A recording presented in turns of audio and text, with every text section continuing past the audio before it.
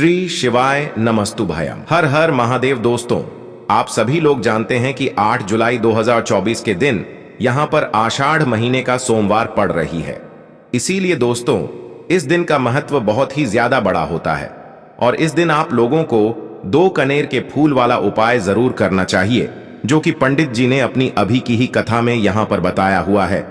तो दोस्तों, इस उपाय को आपको कैसे करना है, कब करना है, कहां पर करना है और उपाय को करते समय आपको किन किन बातों का ध्यान रखना है, यह सारी जानकारी हम आपको इस वीडियो में देंगे।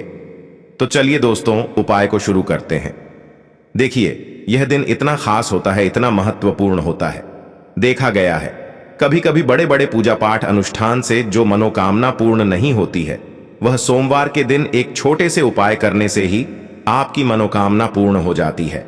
और बहुत सारे लोगों ने इस उपाय को किया भी है और उनको इस उपाय को करने का फल भी जरूर मिला है।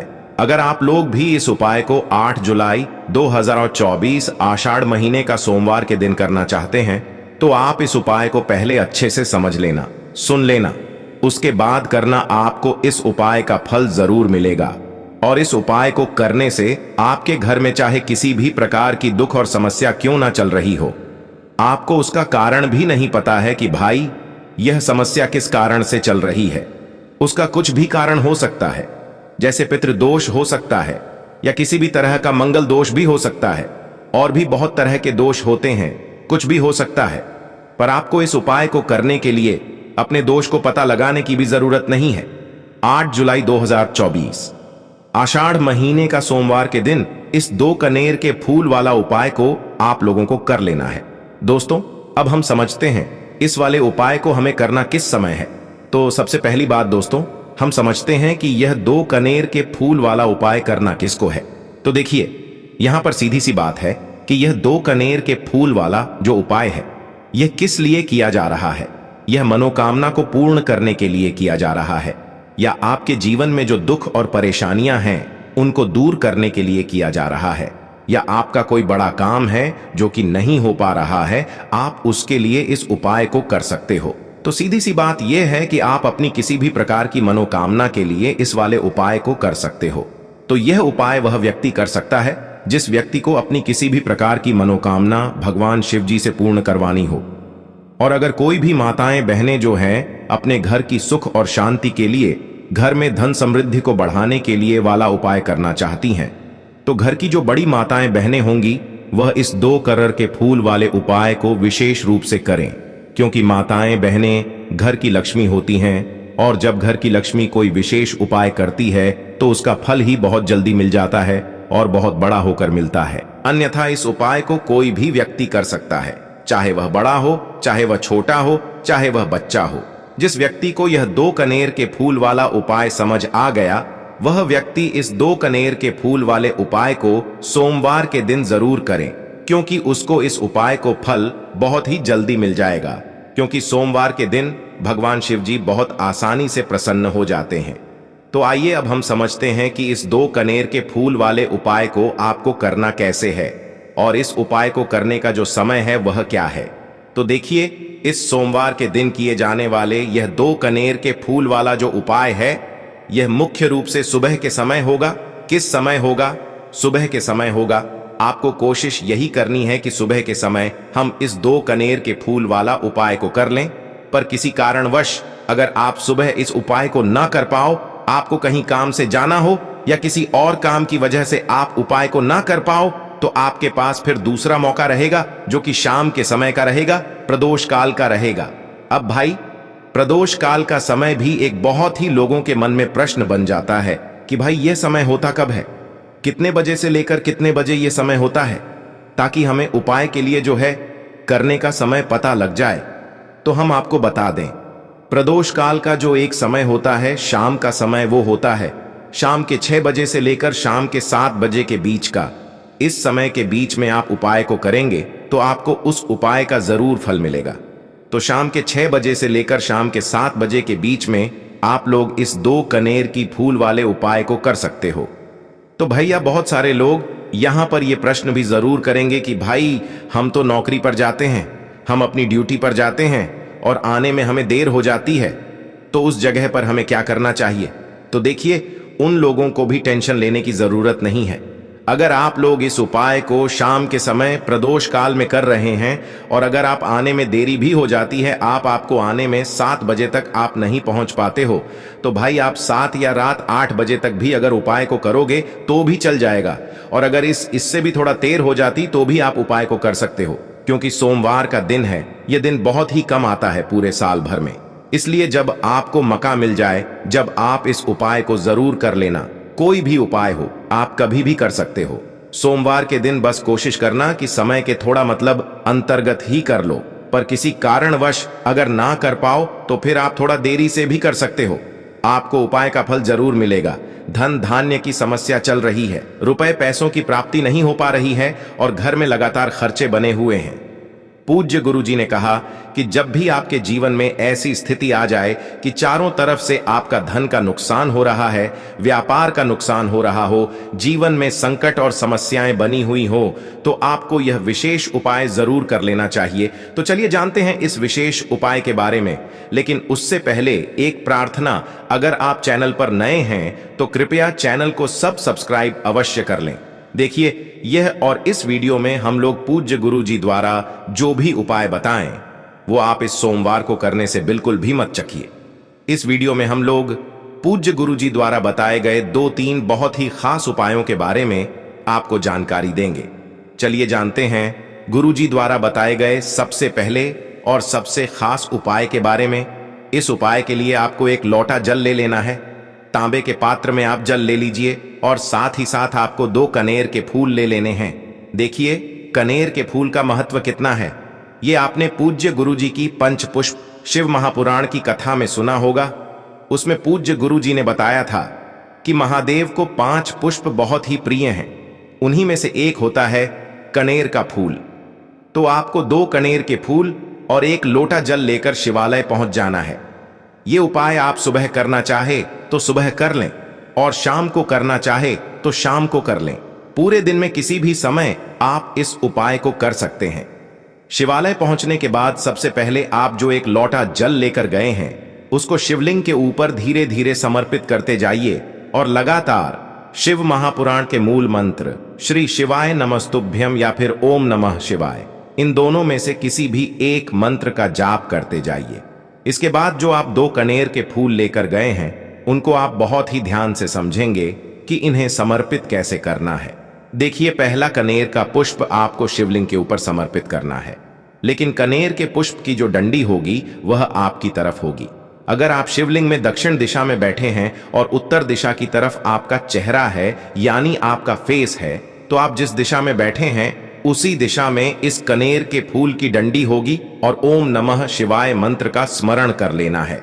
इसके बाद जो दूसरा कनेर का फूल है वो आपको माता अशोक सुंदरी वाले स्थान पर समर्पित कर देना है। लेकिन आप ध्यान रखेंगे कि इस कनेर के फूल की जो डंडी होगी वो जलाधारी की तरफ होगी और इस फूल का जो मुख होगा यानी जो आगे का हिस्सा होगा वो शिव पिंडी की तरफ होगा। जैसा देखिए, इस उपाय में यही महत्वपूर्ण है कि आपको यह फूल समर्पित कैसे करने हैं, इसलिए बहुत ही ध्यान से समझिए।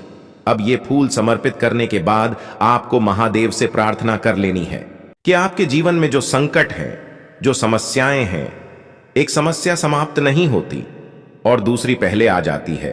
कोई बीमार बना हुआ है, फिर उसके बाद घर का कोई दूसरा सदस्य बीमार हो गया है, कहीं व्यापार में दिक्कत हो रही, कहीं नौकरी में समस्या हो रही है, जीवन में किसी न किसी प्रकार की समस्या बनी हुई है, तो गुरुजी ने कहा कि आपको यह उपाय सिर्फ 1 सोमवार कर लेना चाहिए और आप स्वयं देखेंगे कि कुछ ही हफ्तों के अंदर महादेव की कृपा से आपके घर की सारी परेशानी समाप्त होना प्रारंभ हो गई है। तो दोस्तों, इस विशेष उपाय को आप इस 8 जुलाई 2024 आषाढ़ महीने का सोमवार के दिन जरूर करिएगा। अब जानते हैं गुरुजी द्वारा बताए गए दूसरे खास उपाय के बारे में। देखिए, यह उपाय उन लोगों को करना है जिनके जीवन में धन की समस्या चल रही है, आर्थिक समस्या बहुत ज्यादा चल रही है। वह बहुत प्रयास करते हैं, बहुत मेहनत करते हैं, लेकिन धन प्राप्त नहीं हो पा रहा है, या फिर कर्जा जीवन में हो गया है, कर्जे की समस्या हो गई है, या फिर आपकी कोई विशेष मनोकामना है। तो गुरुजी ने कहा कि आपको यह विशेष उपाय जरूर करना चाहिए। इस उपाय के लिए आपको सबसे पहले एक लोटा जल ले लेना है। तांबे के पात्र में आप अपने किचन से जल ले लीजिए। फिर इसी के साथ आपको 11 काले तिल के दाने ले लेने हैं। देखिए, काले तिल के दाने जब भी हम लोग सोमवार के दिन और शनिवार के दिन शिवलिंग में समर्पित करते हैं तो इससे हमारे जीवन में जो कर्जा है उससे हमें आराम मिलती है और धन की प्राप्ति होती है। इसलिए आपको 11 काले तिल के दाने ले लेने हैं। फिर इसी के साथ आपको ले लेना है एक बेलपत्र। अगर आपके पास बेलपत्र नहीं है तो शिवलिंग के ऊपर छड़ी हुई बेलपत्र को उठाकर जल से शुद्ध करके फिर आप उसका भी इस्तेमाल कर सकते हैं। बस आपको ध्यान रखना है कि ये बेलपत्र कहीं से भी कटी फिटी नहीं होनी चाहिए और बेलपत्र की डंडी के आखिर में जो डूड होती है यानी जो डंठल होता है वो भी नहीं होना चाहिए। फिर सबसे आखिर में आपको ले लेना है थोड़ा सा शहद। शहद आप आधे से भी आधा चम्मच ले सकते हैं। अब ये सारी सामग्री लेकर आपको पहुंच जाना है शिवालय। पूज्य गुरुजी ने कहा कि इस उपाय को भी आप सोमवार के दिन करेंगे और सुबह करना चाहे तो सुबह कर लें या फिर शाम को करना चाहे तो शाम को कर लें। शिवालय पहुंचने के बाद सबसे पहले आप जो 11 काले तिल के दाने लेकर गए हैं उनको एक एक करके इस एक लोटे जल में डाल लीजिए। एक काले तिल का दाना डालिए, ओम नमः शिवाय मंत्र का स्मरण करिए। दूसरा काले तिल का दाना डालिए, ओम नमः शिवाय मंत्र का स्मरण करिए। ऐसे ही आपको 11 काले तिल के दाने डाल लेने हैं और 11 बार ओम नमः शिवाय मंत्र का स्मरण कर लेना है। फिर इसके बाद आप जो एक बेलपत्र लेकर गए हैं उस बेलपत्र की ऊपर वाली पत्ती में देखिए, बेलपत्र में 3 पत्ती होती हैं। ऊपर वाली पत्ती सबसे बड़ी होती है।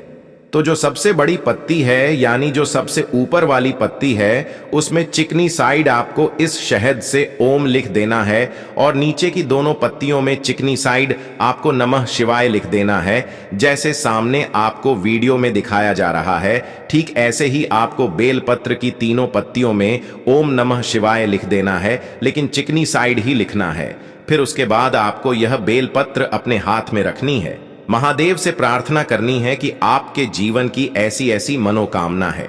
देखिए, आप ये उपाय धन प्राप्ति के लिए कर रहे हैं या फिर कर्ज मुक्ति के लिए कर रहे हैं या फिर व्यापार को बढ़ाने के लिए कर रहे हैं या फिर नौकरी के लिए कर रहे हैं या फिर विवाह के लिए कर रहे हैं या फिर अपने जीवन के संकटों को समाप्त करने के लिए कर रहे हैं।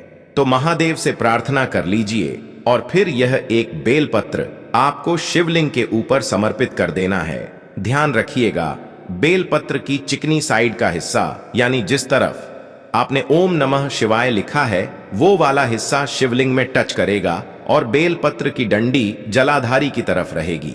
इसके बाद आपके पास जो एक लोटा जल है जिसमें आपने 11 काले तिल के दाने डाले हैं वो आपको धीरे धीरे इसी बेलपत्र के ऊपर समर्पित करते जाना है और लगातार ओम नमः शिवाय मंत्र का स्मरण करते जाना है। पूज्य गुरुजी ने कहा कि जल आपको इतने धीरे समर्पित करना है कि जल समर्पित करते हुए आप कम से कम 11 बार ओम नमः शिवाय मंत्र का स्मरण जरूर कर लें। इसके बाद वहीं शिवलिंग के पास 2 मिनट 1 मिनट बैठकर फिर वापस अपने घर आ जाइए। पूज्य गुरुजी ने कहा कि जो भी व्यक्ति 8 जुलाई 2024 आषाढ़ महीने का सोमवार के दिन इस विशेष उपाय को कर लेता है वो भी इस पवित्र महीने में तो यकीन मानिए आपके जीवन के सारे संकट समाप्त होते हैं और आपकी हर मनोकामना महादेव की कृपा से जरूर परिपूर्ण होती है। तो इस विशेष उपाय को आप जरूर करिएगा।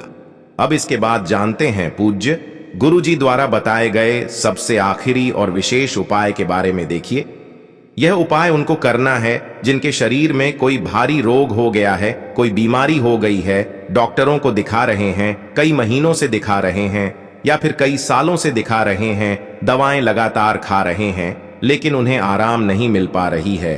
तो फिर ऐसे लोगों को ये विशेष उपाय करना चाहिए। इस उपाय के लिए आपको एक बेलपत्र ले लेनी है।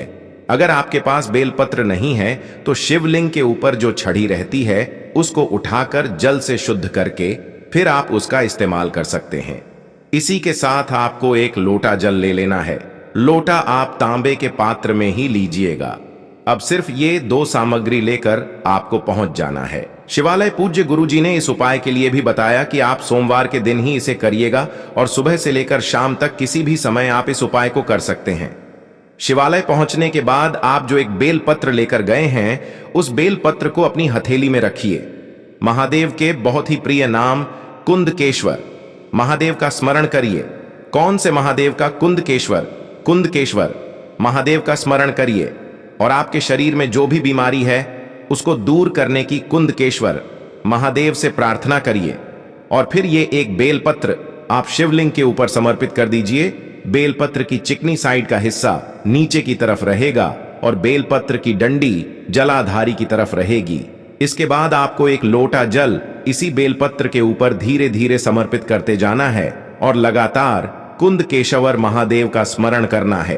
फिर जलाधारी से जो जल नीचे गिर रहा है उसको थोड़ा सा आप ले लीजिए और इसी लोटे में रख लीजिए और ये एक बेलपत्र भी आपको उठा लेनी है।